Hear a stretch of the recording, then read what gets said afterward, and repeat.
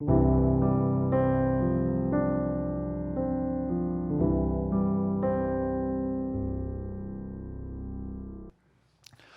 예배 오신 여러분들을 주님의 이름으로 환영합니다. 오늘은 요한복음 5장 31절부터 47절 말씀을 가지고요, 성경에서 예수님을 보십시오라는 제목으로 함께 말씀을 나누도록 하겠습니다. 아마 젊은 분들은 잘 모르시거나 이해를 못 하실 텐데요, 왜냐하면 요즘은 휴대폰만 열어서 앱으로 송금도 하고 돈도 찾고 다 되지 않습니까? 결제도 되고. 제가 어릴 때만 해도요, 돈을 찾으려면 동네 은행에 가서 그 지출 결의서 같은 거 있잖아요, 청구서 같은 거 다 써가지고, 계좌번호 다 외워갖고 써가지고, 그거를 가지고 와서 도장도 다 가져야 되고, 신분증도 가져가야 되고, 통장도 가져가서 은행 가서 그걸 줄을 섰다가 그걸 이제 다 내밀어야 직원이 확인해서 돈을 줬어요. 믿어지십니까? 이런 일이 있었다는 게. 젊은 분들은 잘 모르실 거예요. 저는 그게 너무나 당연한데, 요즘 사실 앱을 저도 이렇게 쓰면서도 그런 시절이 있었는데 어느 순간 이렇게 바뀌었지? 하고 느낄 때가 참 많습니다. 생각해 보면 이런 휴대폰을 쓴 지가 얼마 안 돼요. 10년 좀 넘은 것 같아요.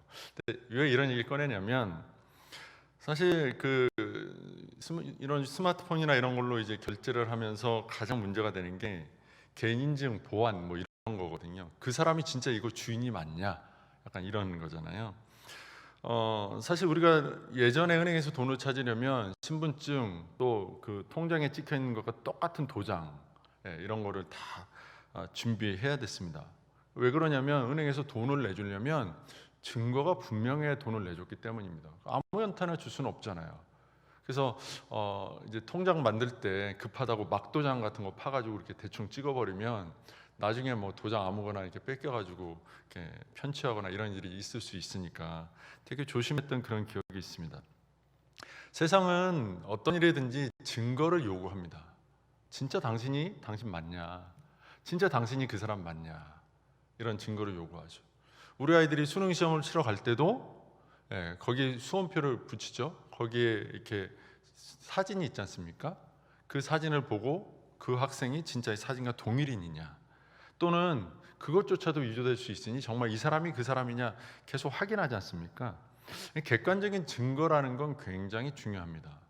그런데 우리 인생의 삶과 죽음을 결정하는, 생명과 사망을 결정하는 예수 그리스도라고 하는 이 확고하고 분명한 진리에 대해서 우리는 증거를 요구할 수 있어야 하지 않겠습니까?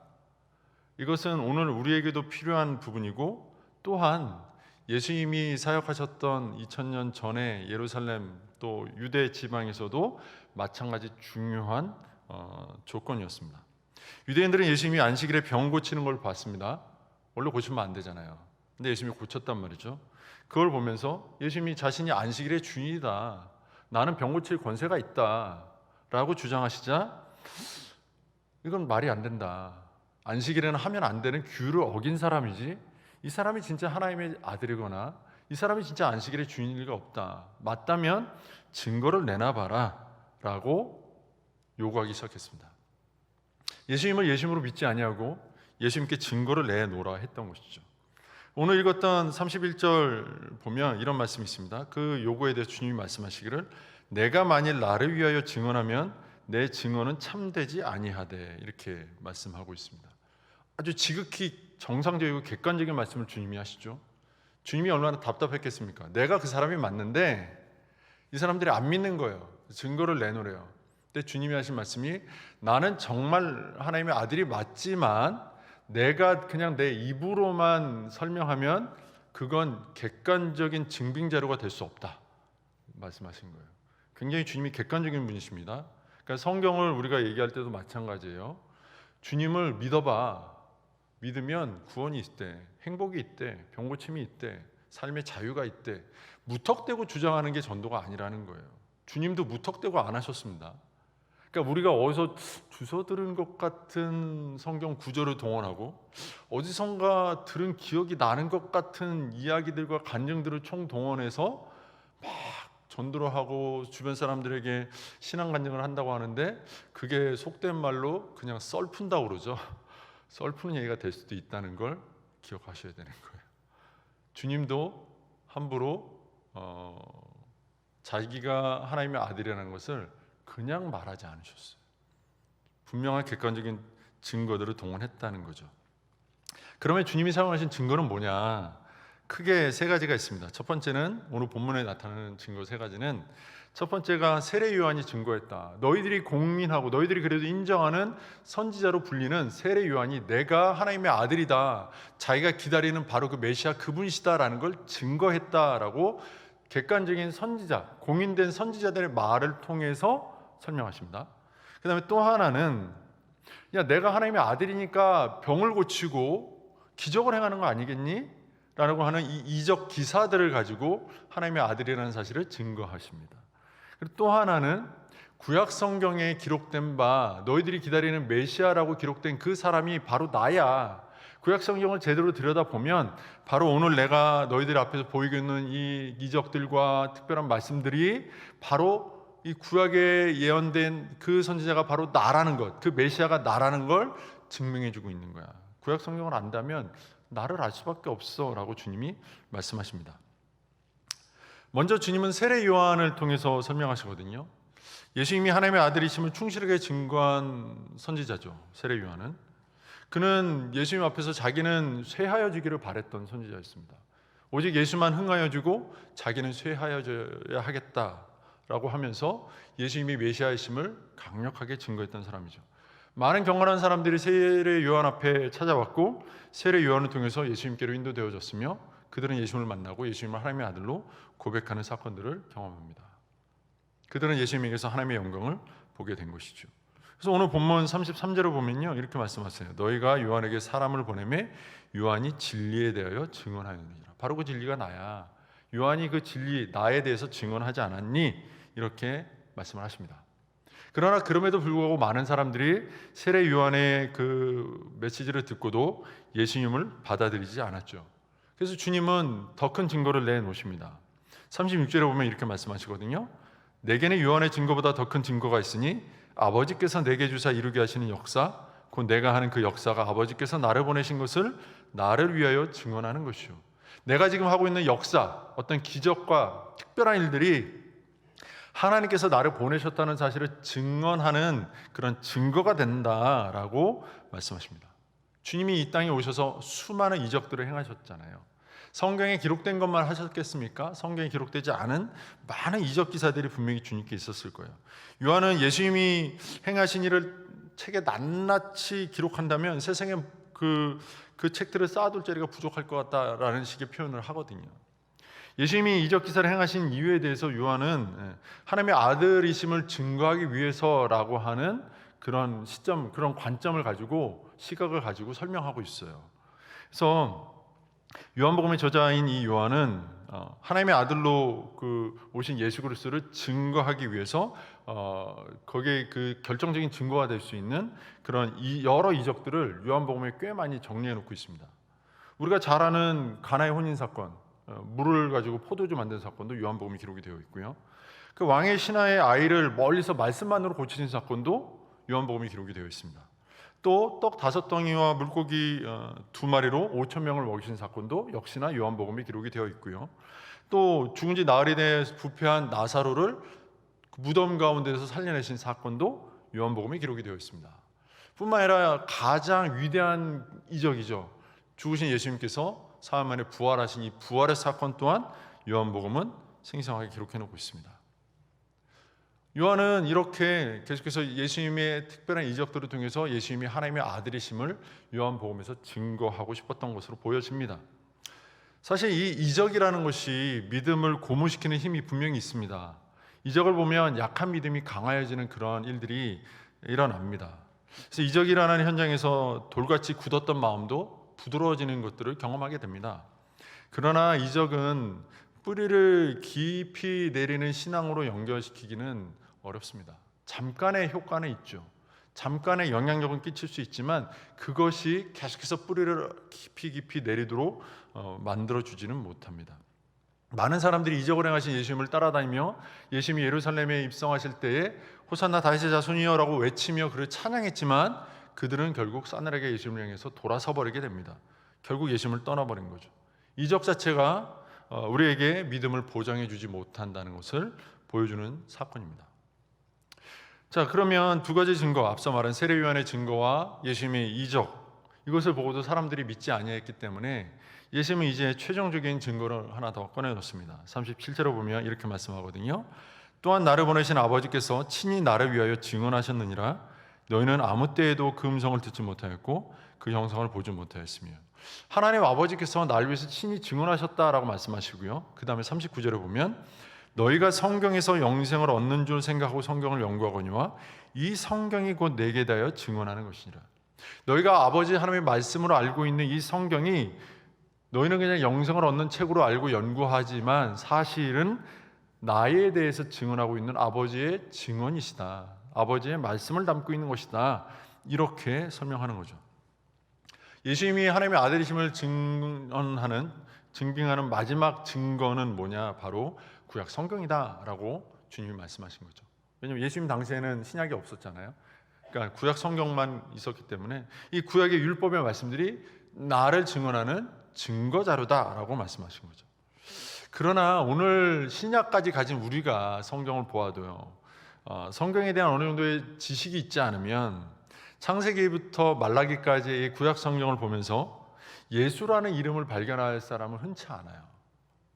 있다고, 구약은 예수를 증거하는 오실 메시아이신 예수님을 소개하는 책이라고 그렇게 설교자들이 알려주고 가르쳐주고 설명하니까 그래, 구약은 장차 오실 예수님에 관한 책이야 라는 걸 알지만, 그건 알지만 실제로 구약 성경을 들여다보면서 예를 들면 레위기를 읽으면서 십자가에 못 박히신 예수님을 발견한다거나 사사기를 읽으면서 그 많은 사사들이 과연 예수님과 무슨 상관이 있는가라는 부분에 있어서 이해를 하면서 읽어나가는 성도들은 사실 흔치 않다라는 거죠.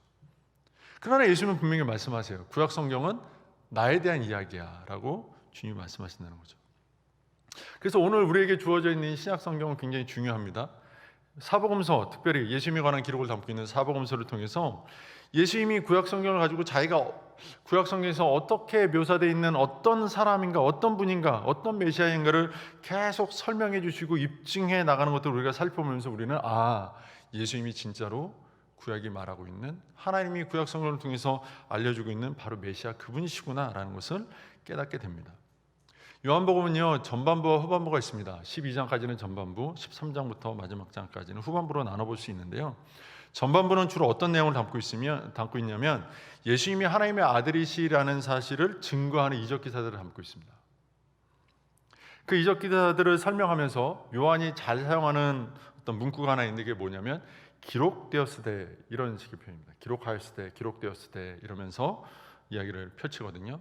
한 대략 9번 정도 있다고 해요. 이 9번 정도 기록되어 있는 이 기록되었을 때 이게 뭘까요? 어디에 기록된 걸까요? 바로 구약 성경에 기록되어 있는데, 그러면서 주님이 이런 구약의 말씀이 바로 나야 라고 설명하셨다는 거죠. 요한복음 후반부로 가면 거기서도 한 10번 정도, 8번에서 10번 정도 등장하는 반복되는 어구가 하나 있는데, 이게 뭐냐면 이루려 하심이라, 응하게 하려 하심이라, 뭐 이런 표현들이 반복해서 등장합니다. 이건 뭘 얘기하는 거냐면, 요한복음 후반부는 어떤 이야기를 하냐면 예수님이 십자가에 못 박히시는 순환에 대한 기록을 담고 있거든요.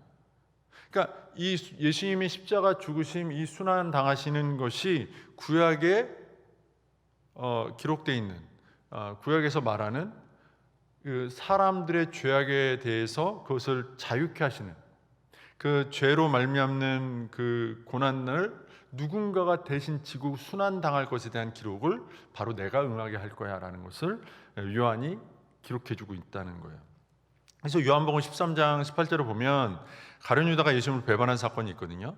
그걸 기록하면서 시편 41편 9절에 있는 말씀을 인용합니다. 내 신뢰하는 바 내 떡을 먹던 나의 가까운 친구도 나를 대적하여 그 발꿈치를 드러나이다 함을 응하게 하려 하심이라, 이렇게 묘사를 하고 있어요. 그러니까 구약에서 이미 기록되어 있는 바로 그 말씀이, 너희들이 이게 무슨 뜻인지도 모르고 지나쳤을 그 말씀이 바로 오늘 내가 와서 너희들 위해 당할 이 고난, 이것을 미리 기록해 놓은 말씀이야. 이 기록의 말씀이 바로 나를 지칭하고 있으니 내가 바로 그 해당되는 메시아야, 내가 그 하나님의 아들이야 라는 것을 주님이 말씀하고 있는 거죠. 자, 그렇다면 우리가 하나 분명히 알 수 있는 게 있죠. 성경을 보면 누가 보여야 됩니까? 예수님이 보여야 되는 거죠. 그렇잖아요? 성경을 보면 예수님이 보여야죠. 구약 성경만 봐도 예수님이 보여야 되는 거예요. 자, 오늘날 제가 말씀드렸던 세 가지 증거 중에 세례 요한 없잖아요. 그죠? 예수님의 이적 기사도 없잖아요. 예수님이 뭐 병을 고쳐주는 사건을 우리가 눈으로 봅니까? 별로 없잖아요. 오히려 누가 와가지고 내가 좀 이렇게 기도하면 병이 낫는데 막 그러면, 제가 예를 들어 여기서 제가 기도하면 병 낫는 그런 은사가 있거든요. 막 이렇게 설명을 하면 여러분들이 아프다고 저한테서 기도를 받으시겠습니까? 저 목사 이상하다라고 생각하시겠습니까? 아마 많은 분들이 저 목사 그럴 능력은 없어 보이는데 이상하다라고 생각하실 가능성이 훨씬 높아요. 그렇지 않습니까? 뭐 담임 목사님이 고친다 그러시면 또 믿겠지만 저 같은 이렇게 목사가 고친다 그러면 안 그럴 것 같은데라고 생각하시겠죠. 맞습니다. 좀 못 고쳐요. 그렇지만 하나님이 하시면 하시겠죠. 기도는 해드릴 수 있습니다. 오십시오. 어쨌거나 세례 요한도 없고요, 이적도 없어요. 그럼 우리는 그걸 어디서 봅니까? 근데 우리가 세례 요한이 있다는 것과 이적이 있었다는 걸 어디서 보죠? 신약 성경에서 보잖아요.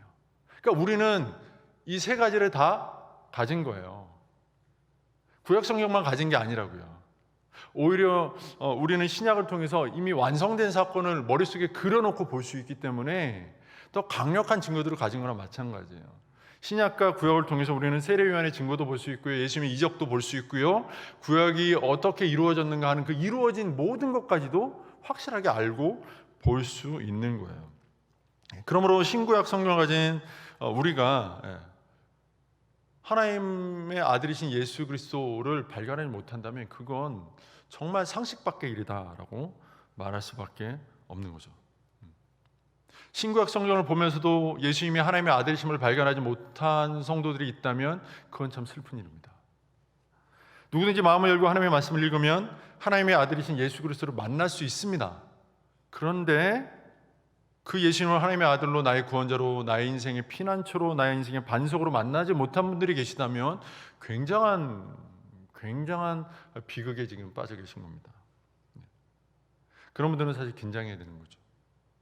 뭐가 문제가 있구나, 내가 지금 상식선에 밖에 있구나 라는 걸 알아야 되는 거죠. 그리고 무릎을 꿇고 하나님 앞에 기도해야 됩니다. 하나님, 제가 예수님을 믿는, 예수님을 볼 수 있는 참된 믿음을 주십시오. 성경을 볼 때 눈이 열려서 예수님이 하나님의 아들이심을 발견할 수 있도록 제 눈을 열어주옵소서. 기도하는 성도들이 되어야 되는 거죠. 죄와벌, 카리마조프의 형제들, 이런 유명한 소설을 썼던 도스토옙스키는 사실 예수를 믿는 사람은 아니었어요. 그렇지만 그가 사회주의 운동에 뛰어들었다가 체포돼서 이제 사형을 당하게 되는데, 그가 이제 그 죄수를 실은 열차를 타고 이동 중에 어떤 여인이 간이에게 썼을 때 조그만 책을 나눠준데 그걸 받았거든요. 그게 신약 성경이었다고 그래요. 그는 감옥에 가서 신약 성경을 열심히 읽었고, 그가 이런 고백을 했다고 그래요. 내가 신약을 읽다가 만난 그 예수와 함께 살고 싶다. 그 예수가 진리인지 아닌지는 중요하지 않다. 그러나 나는 그 예수와 살고 싶다. 굉장히 인간적인 고백이죠. 그가 진리인지 아닌지 그건 난 모르겠어요. 그렇지만 이런 예수가 있다면 난 그와 살고 싶다. 그러니까 적어도 이 정도는 발견해야 되는 거 아닙니까? 신구약 성경을 읽었다면, 정상적으로 읽었다면 정말 예수가 실존하느냐 안 실존하느냐 사실 알아야 되죠. 믿어져야 되죠. 성령이 믿게 하실 줄 믿죠. 그러나 그걸 발견하지 못했다 치더라도 이런 예수가 있다면 나는 이런 예수와 살고 싶다, 나는 이런 예수와 함께 가고 싶다, 이런 정도의 고백은 나와야 되지 않습니까?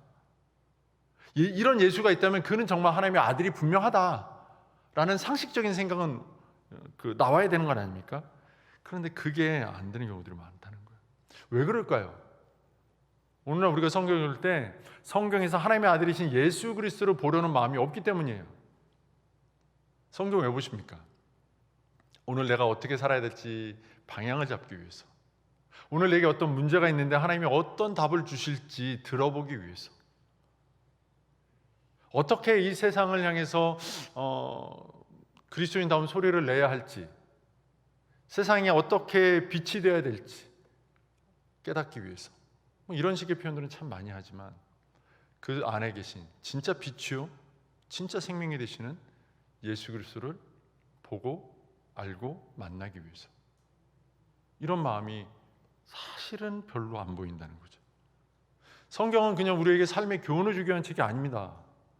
삶의 교훈이기 이전에, 물론 주지만 그 이전에 진짜 인생의 생명의 진리가 되는 예수 그리스도, 하나님의 아들이신 그분을 우리에게 소개하고 안내하는 책입니다.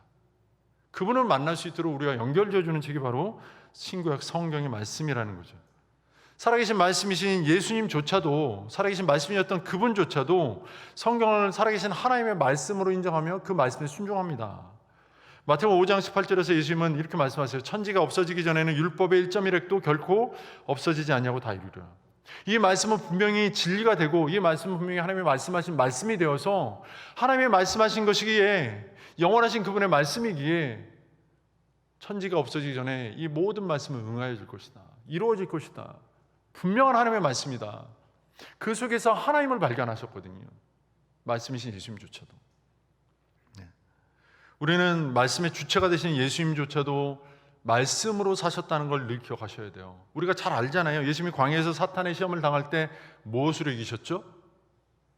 말씀으로 이기셨잖아요. 말씀이신 그분이 말씀으로 이기셨어요. 그죠? 그건 뭘 의미합니까? 우리에게 말씀으로 살라고 요구하는 겁니다. 말씀 안에서 말씀이신 예수님을 만나라는 겁니다. 예수님 자신이 말씀이신데 그분이 말씀으로 살아가시잖아요. 끊임없이 나는 말씀이야 라고 우리에게 말씀해 주는 것이고, 그 말은 다시 말하면 말씀을 통해서 나를 만나야 돼 라고 주님이 알려주고 있는 거라는 거죠. 예수님은 언제나 하나님의 뜻을 찾는 중요한 순간으로 하나님의 말씀을 사용하셨습니다. 성경은 예수님께도 최고의 권위였던 것입니다. 자, 그러면 사랑하는 성도 여러분, 오늘 우리는 성경을 어떤 마음과 어떤 자세로 대하고 있습니까? 성 어거스틴은 이렇게 말하거든요. 내가 성경책을 펴놓고 읽을 때는 글을 읽는 것이 아니다. 하나님이 직접 하늘에서 들려주시는 음성을 듣고 있는 것이다. 오늘 우리가 이런 마음으로 하나님의 말씀을 듣고 있습니까? 우리는 예수님께서 그러하셨듯, 또 어거스틴도 그러하셨듯 성경의 말씀을 절대적인 권위로 받아들여야 합니다. 그리고 절대적인 권위는 바로 하나님의 아들이신 예수 그리스도께로부터 나오는 권위인 것을 우리는 깨닫고, 그 절대 권위를 위해서 절대적인 하나님의 아들이신 예수 그리스도를 만나야 하는 것이죠. 예수 그리스도를 만나지 아니하고 교훈만 만나면 그 교훈을 행할 때 세상의 다른 교훈과 같이 부딪힐 때 힘이 없습니다. 진리이시고 정말 인생의 가장 값진 생명의 주가 되시는 예수 그리스도를 만나야 성경의 교훈은 살아 숨쉬는 능력 있는 강력한 교훈이 되는 것이고, 삶의 지표가 되는 것이고, 방향이 되는 것입니다. 빛이 되는 것입니다. 우리가 이것을 놓치면 안 된다는 것이죠. 그러면 우리가 예수 그리스도를 말씀 속에서 만나면, 그러면 우리의 삶에 최종적인 답이 내려질 것입니다. 늘 모르겠어서 늘 성경책을 펴고 보는데 늘 성경책 속에서 답이 안 보이는 그런 인생을 살고 있는 분들 계시지 않습니까? 나는 성경을 너무 몰라, 나는 성경에 지혜가 없어 라고 자신을 탓하기 전에 주님을 만나는가를 먼저 점검하셨으면 좋겠습니다. 주님을 만나시면 됩니다. 우리가 성경을 통해서 주님을 만나면 모든 문제를 해결할 수 있습니다. 그런데 이렇게 말하면 성경에 굉장한 권위를 세워놓고 성경의 절대적인 가치를 생각하다가 한 가지 우르르 범할 수 있는 게 뭐냐면 성경을 마치 우상처럼 여긴다는 거죠. 제가 이거 예전에도 한번 얘기했던 것 같아요.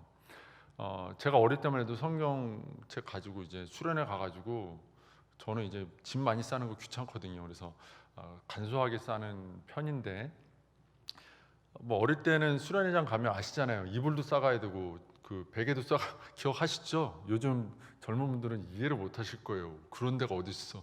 냄새만 꿉꿉하게 냄새만 나도 싫어하러 안 가려고 하는 게 수련회인데, 저희 어릴 때는 수련회장에 이불도 없고요, 베개도 없고요, 그랬습니다. 베개를 들고 갔는데 그게 너무 귀찮은 거예요. 그래서 수건 한 장 들고 갔죠, 성경책이랑. 그리고 성경책에다 수건을 둘둘 말아가지고 잤습니다. 밤에 누가 깨우시는 거예요. 부장 선생님이 저를 깨워가지고 이런 XX 같은 막 혼을 내시면서 어떻게 성경을 머리에 베고 자냐고, 어떻게 성경을 그런 식으로 대하냐고 되게 혼났습니다. 제가 그렇게 혼난 적이 몇 번 있거든요. 근데 혼났어요. 그래서 다음에 또 그렇게 가서 또 그 베고 잤지만,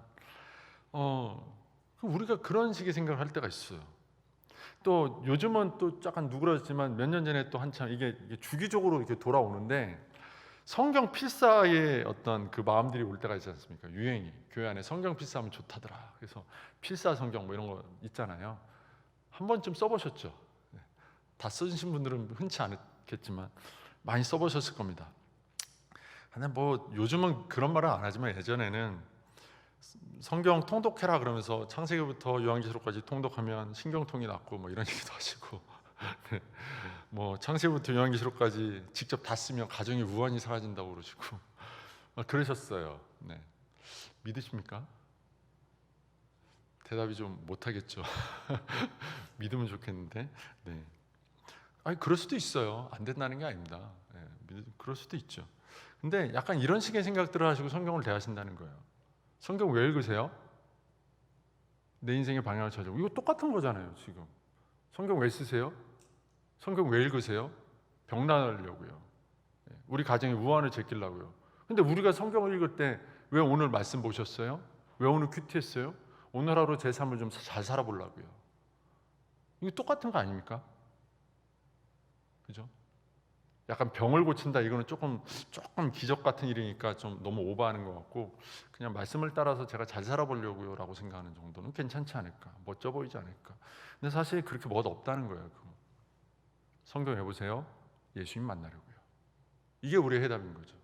이게 인생의 정답인 거죠. 그렇지 않겠습니까? 사랑하는 성도 여러분, 성경을 대할 때 우리의 자세가 이렇게 바뀌어야 되는 거예요. 성경이 우리에게 어떤 그 권위로서 어떤 능력을 행한다? 물론 성경이 살아계신 하나님의 말씀이고 성경이 살았고 좌우의 난성 검같고 우리의 생각을 감찰하며 찔러 쪼개기까지 하시는 하나님의 능력이 되는 거 맞습니다만은, 그러나 그 이전에 왜 그런 능력이 되는가? 진리이신 예수를 만나기 때문에 그 예수가 내 안에서 능력이 되시기 때문에 그렇다. 이걸 이해하고 성경을 대해야 된다는 거죠.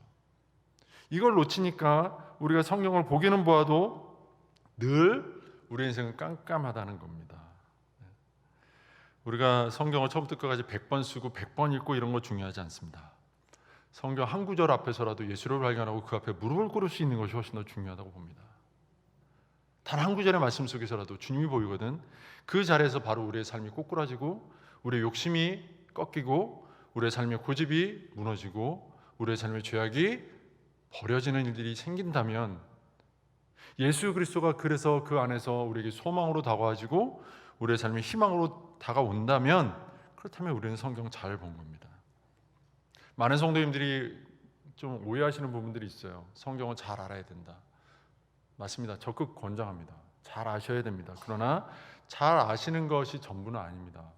성경 지식이 정말 필요합니다. 그래서 성경 공부 중요하다고 말합니다.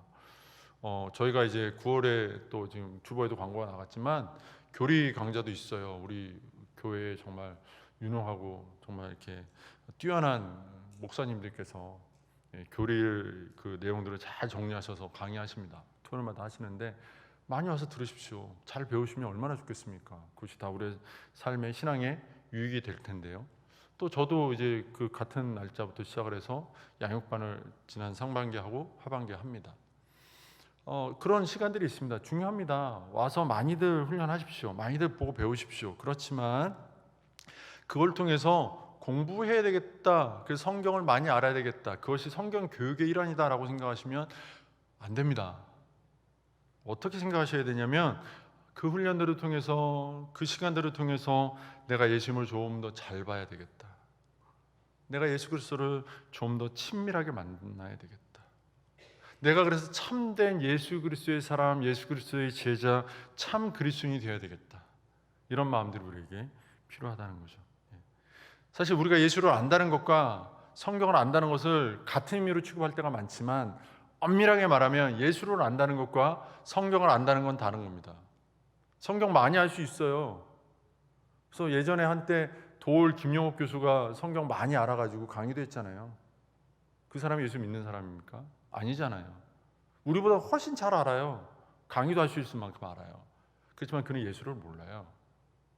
우리가 성경을 정말 모를 수 있지만 그 단편의 성경 지식 안에서도 예수를 만나고 예수를 알 수 있습니다. 이게 우리에게 은혜예요. 이걸 다 외워야지만 예수를 만난다 그러면 얼마나 우리에게 힘든 일입니까? 그러나 그렇게 말씀하지 않으세요. 얼마나 못 알아들으면 이만큼이나 써 내려가셨을까, 이렇게 이해하시는 게 훨씬 더 나을 것 같아요. 이 두꺼운 성경 중에 단 한 구절에서라도 주님을 만날 수 있는 여러분 되시면 참 좋겠습니다. 우리 성도님들이 그런 소망을 가지고 사셨으면 좋겠습니다. 성경 한 권을 통독해야지.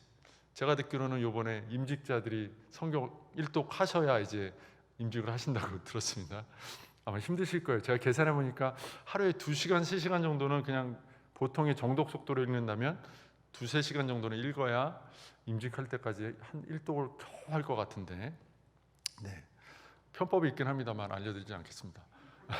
네, 그렇게 하시면 안 되니까. 근데 어쨌든 많이 읽는 거 중요합니다. 읽으셔요. 많이 읽으면 많이 만나겠죠. 그러니까 좋은 겁니다. 그렇지만 많이 읽어서 많이 만나겠다라는 욕심이 있는 것이라면 좋지만, 그러나 많이 읽어서 내 삶에 도움을 받겠다라는 취지라면 안 그러셔도 됩니다. 적게 읽어도 그 안에서 주님을 만나야 되겠다, 깊이 있게 파고드는 것도 좋습니다. 중요한 건 우리의 구원자 되시며 하나님의 아들 되시는 예수 그리스도를 만나는 데 주목하십시오. 그래야 하는 것입니다. 우리는 성경을 펼 때마다 주님의 음성을 들어야 됩니다. 우리가 하나님의 말씀을 읽고 배우고 기억하면 예수님의 음성이 들리기 시작할 겁니다. 그 음성이 우리의 생각을 지배하게 될 것입니다. 우리의 마음을 사로잡게 될 것입니다. 거기서 멈추지 마시고요, 그 음성이 들리고 우리의 생각을 지배하시고 우리의 삶을 사로잡으면 그 음성에 따라서 행동하십시오. 그 변화하는 그리스도인이 되십시오. 실천하고 행동하는 그리스도인들이 되십시오. 다른 사람들이 행하지 않느냐는 것들을 기꺼이 과감히 행하는 그런 성도들이 되십시오. 그런 성도를 통해서 예수 그리스도의 복음은, 그 구원의 진리는 세상 가운데 드러나게 될 것입니다. 리빙스턴이라고 하는 아프리카 선교의 아버지라고 불리는 선교사가 있습니다. 사실 이 사람은 그냥 일반 세상에서 유명한 사람이에요. 최초로 아프리카 대륙을 횡단한 사람이거든요. 탐험가예요. 우리에게는 선교사지만 이 사람은 탐험가예요, 세상에서는. 근데 이 사람이 지금부터 100년도 넘게 전 사람이거든요. 이 사람이 아프리카에 성경책 한 권 들고 가서 거기서 평생 흑인들에게 복음을 전하며 살다가 거기서 죽습니다. 그가 그 아프리카 대륙을 횡단하면서 복음을 전하는 삶을 살 수 있었던 데에는 그가 정말 좋아했던 성경 구절 마태복음 28장 20절이 있어요. 볼지어다 내가 세상 끝날까지 너희와 항상 함께 있으리라. 이 리빙스턴은 이 한 구절에 꽂힌 거예요. 이 한 구절 말씀을 들고요, 내가 어딜 가든지 거기에 주님이 나와 함께 계신다. 내 생명에 다하는 그 순간까지 주님이 나와 함께 계실 것이다. 주님을 그렇게 만났어요. 그리고 그 말씀 들고 아프리카 대륙을 횡단하면서 그는 끊임없이 말라리아에 걸려 사경을 헤매고 독사의 위험을 당하고 죽을 고비를 넘겨가면서도 복음을 전하며 그 땅을 떠나지 아니합니다. 그리고 그가 조그만 오두막에서 임종을 맞이하던 그 마지막 순간에도 그 옆에는 바로 마태복음 28장 20절 볼지어다 내가 세상 끝날까지 너희와 항상 함께 있으리라 라고 하는 이 말씀이 펴져 있었다고 해요. 사랑하는 성도 여러분, 오늘 우리의 삶을 지탱하고 우리의 삶을 붙잡아주는 단 한 절의 말씀이라도 우리에겐 주어져 있습니까? 그 말씀 한 구절이면 그 속에서 주님을 만나고, 그 속에서 주님이 주시는 죄사함의 은혜를 경험하고, 그 속에서 주님이 주시는 구원받은 자들의 기쁨과 소망이 발견되는 그 말씀 한 구절이 오늘 우리에게는 심겨져 있습니까? 우리의 가슴에, 우리의 머리에 심겨져 있습니까? 사실 오늘 제가 이제 처음 예배를 열면서 시작하면서 묵도할 때 읽었던 에베소서 4장 13절이 있어요. 아마 이 중에 저랑 같이 양육반을 상반기 하셨던 분들은 7과 수레바퀴의 삶, 그러면 나와야 되는 말씀이 암송했던 말씀이거든요. 아마 대부분 까먹으셨을 것 같아요. 그렇지만 그 말씀 한 구절 한 구절을 붙들고 암송하면서 우리의 삶을 지탱해 가는 겁니다. 훈련하는 거예요, 그렇게. 그리고 그 말씀이 들릴 때마다 다시 한번 그 말씀 속에 살아계신 주님을 떠올리는 거죠. 사랑하는 성도 여러분, 우리 가운데 혹시 마음에 슬픔이 가득 자리 잡은 분들이 계십니까? 남들이 모르는 무거운 짐을 지고 지금 굉장히 힘든 걸음 걷고 있는 분들 계십니까? 그렇다면 주님 만날 때까지, 그 내가 만난 주님이 나에게 말씀하시는 그 순간까지 성경을 펼쳐놓으시기 바랍니다. 그 성경 앞으로 가서 성경을 읽어나가시기 바랍니다.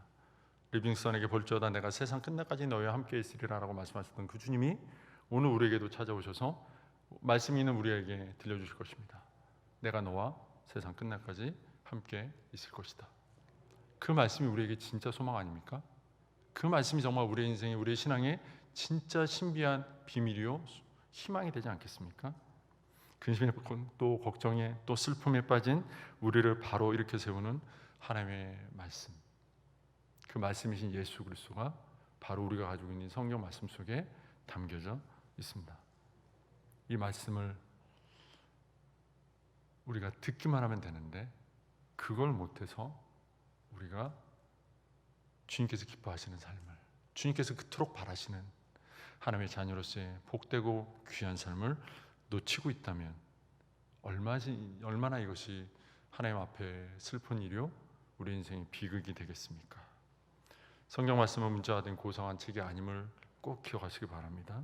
그 말씀이 하나님의 아들이신 예수 그리스도를 증거하는 소망의 말씀, 진리의 말씀, 참된 삶의 말씀인 것을 기억하면서 오늘 하루도 하나님의 말씀을 펴고 그 속에서 주님을 발견하며 그분의 음성을 들으며 우리가 감당할 수 없는 큰 은혜를 누리며 그 은혜를 가지고 세상 속에 들어가서 세상의 그 기쁨을 나누고 세상의 복음을 나누어 소망 없는 세상, 생명 없는 세상에 예수 그리스도로 말미암는 생명의 역사를 일으켜 나가는 저와 여러분 되시기를 주님의 이름으로 축원합니다. 같이 한번 기도하겠습니다. 하나님 감사합니다. 우리 사랑하는 성도들, 주님이 주시는 그 큰 은혜, 말씀이신 예수 그리스도를 이 성경의 말씀을 통해서 얼마든지 누릴 수 있는 이 놀라운 은혜를 우리가 입었음에도 불구하고 그저 구원받은 그 믿음에 머물러 있고 거기서 한 발자국도 말씀 앞으로 다가서지 아니하는 우리의 강팍하고 우리의 영적인 무지한 마음들, 주님 긍휼히 여겨 주옵소서, 용서하여 주옵소서. 이제 우리가 이 영적 게으름을 벗어버리고 그저 우리의 삶의 교훈의 말씀이 아닌 살아계신 생명의 말씀으로 하나님의 말씀 성경을 붙들고 씨름하며 그 안에서 주님 만나기를 소망하며 그 주님을 만나고 주님과 더 친밀해지는 아름다운 삶을 경주해 나가는 우리 성도들 되게 하시고, 주님을 만나면 만날수록 우리 안에 채워지고 우리 안에 넘쳐나는 그 생명의 물줄기들이, 또 그 생명의 소망과 기쁨들이 나와 내 가정과 내 교회와 내 사업장과 이 지역사회와 세상 열방을 하나님의 땅으로 변화시키는 그런 아름다운 일들을 보게 되는 복된 성도들 되게 하여 주옵소서. 말씀 앞에 더 무릎 꿇고 말씀을 더 사랑하는 성도 될 수 있도록 성령 하나님이 언제나 우리의 마음과 생각들을 사로잡아 주옵소서. 주께서 우리를 인도하여 말씀 앞으로 이끌어 주실 것을 믿고 감사드리며 예수님의 이름으로 기도합니다. 아멘.